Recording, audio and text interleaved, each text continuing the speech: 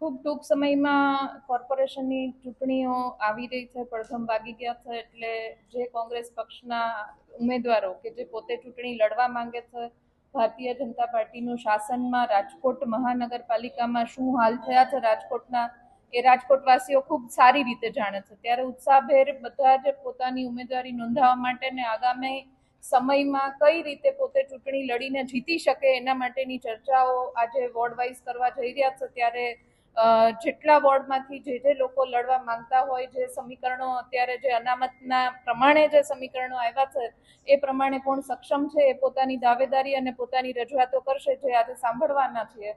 કોઈ ઉમેદવારોની જાહેરાત કે કોઈ પ્રોબેબલ ઉમેદવારોની વાત આજે કે કાલે કે હજી આ અઠવાડિયામાં પણ કરવાની નથી. ફક્ત આ સાંભળવાની કોંગ્રેસ પક્ષ તરફથી પ્રક્રિયાની શરૂઆત કરી છે.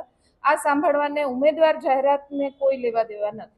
સેન્સ પ્રક્રિયા પછી પણ જે ઉમેદવારો કદાચ આ 2-3 દિવસમાં એ પોતે પોતાનું મન બનાવી ન શક્યા હોય અને પાછળથી જો એમની કોઈ રજૂઆત હશે તો પણ એમને ફરી એક વખત કદાચ આવનારા સમયમાં જો જરૂર પડશે તો વિચારીશું. અત્યારે તો હાલ 2 દિવસમાં 19 વોર્ડના ઉમેદવારો જે લડવા માટે ઈચ્છુક છે એમને સાંભળવાની વાત છે.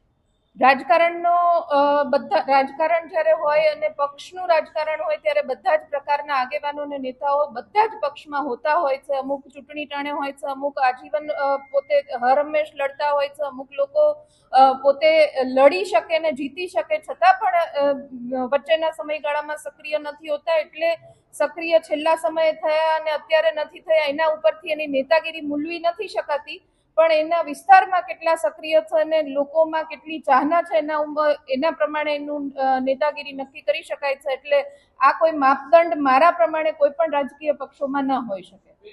અત્યારે હાલ ઉમેદવારની પસંદગી જે અનામત આવ્યું છે વોર્ડ વાઇઝ જે રિઝર્વેશન છે એના પ્રમાણે બધા જ ઉમેદવારોને સાંભળવામાં આવશે અને એનું પોતાનું વિસ્તારમાં શું પ્રભુત્વ છે, પોતે વિસ્તારમાં કામગીરી શું છે, સામાજિક સંસ્થાઓ સાથે, પોતાના વિસ્તારના લોકો સાથે એમના કઈ રીતના સંબંધો અને કઈ રીતની કામગીરી છે એના પ્રમાણે મૂલ્યાંકન કરવાની શરૂઆત આ બધાને સાંભળી લીધા પછી કરવામાં આવશે.